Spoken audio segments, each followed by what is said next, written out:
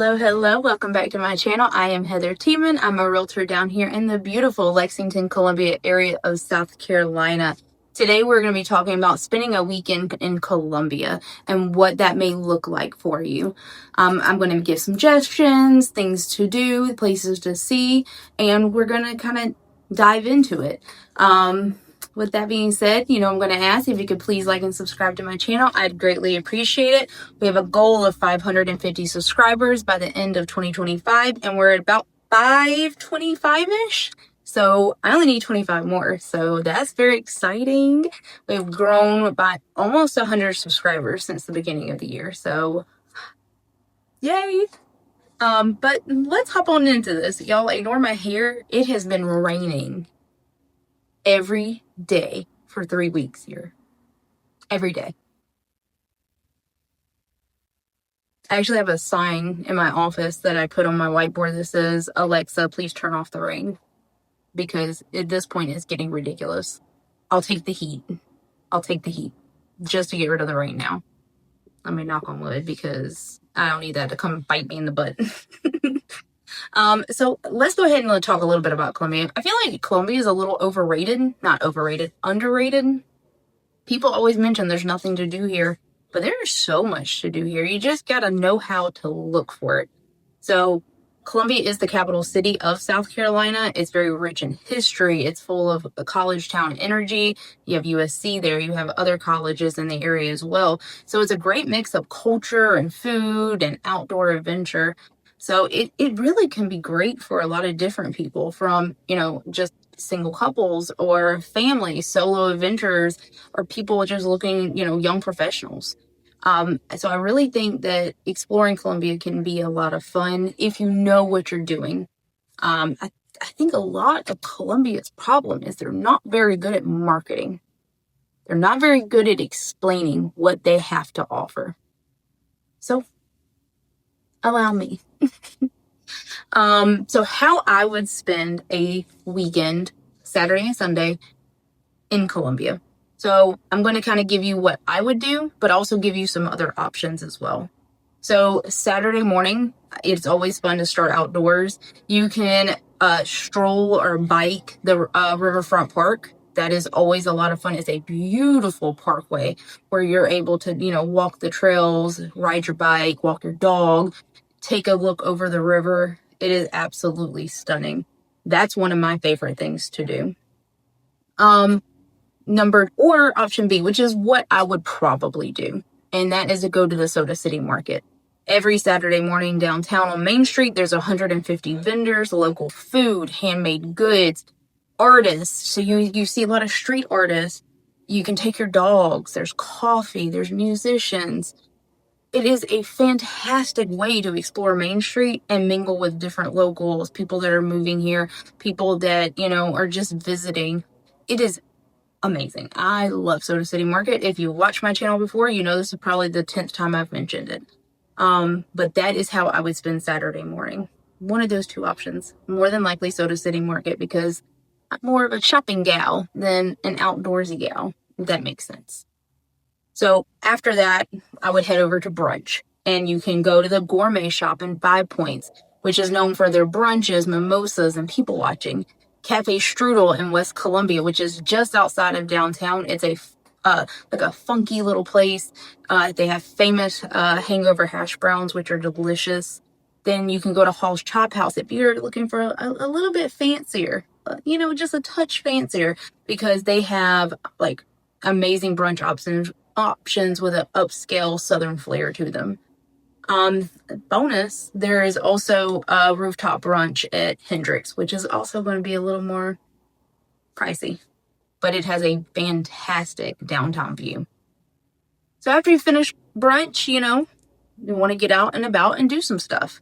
So a couple of different options here. You can check out the South Carolina State Museum, which has a planetarium and science exhibits, art and history.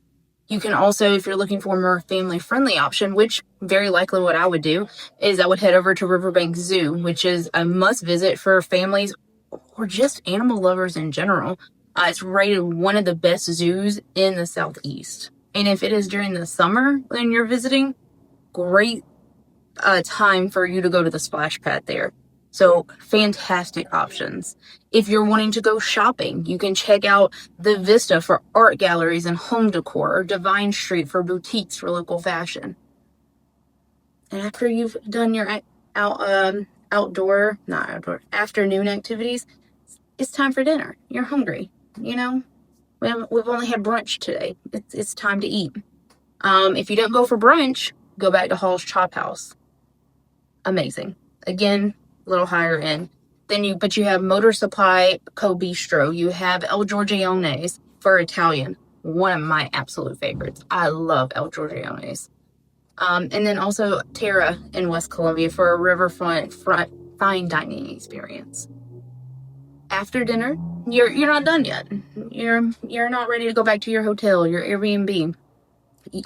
Go check out a show at one of the theaters. So Town Theater, go see what they have playing.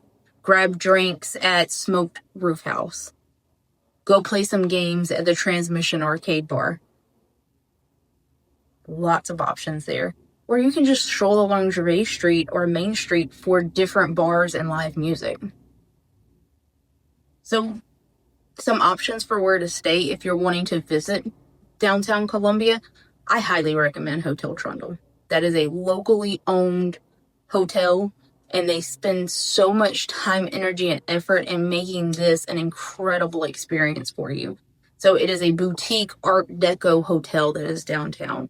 So I highly recommend that one. That would be where I would pick regardless. But there's also a loft or Hyatt place near the Vista. And then there's also plenty of Airbnb options in neighborhoods like Shandon or Cottontown. So you have options on where to stay if you're wanting to stay in downtown Columbia. So you've gone back to your hotel or your Airbnb, you go to sleep, you wake up, it's Sunday morning.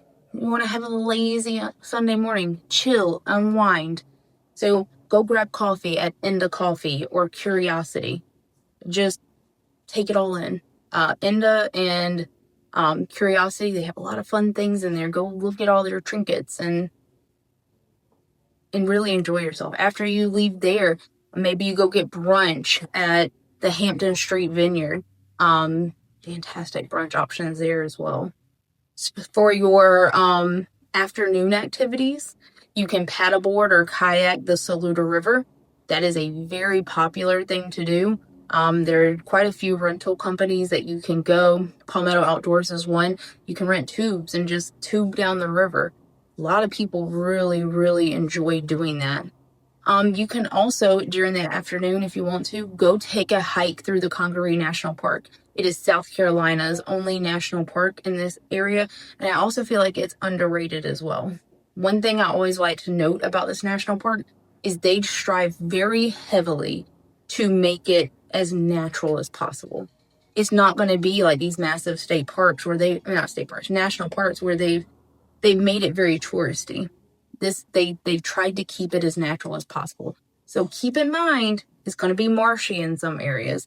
It's going to be buggy in some areas. You might see snakes. So if you are concerned about any of those three options, Congaree National Park may not be for you. So keep that in mind. But it is a fantastic national park if you're willing to handle that.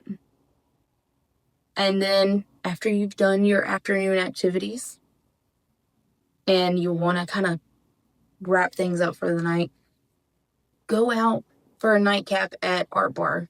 They always have something going on in the Art Bar where you can listen to karaoke. I don't know what they have going on Sunday nights, but it's a fun place to go and people watch.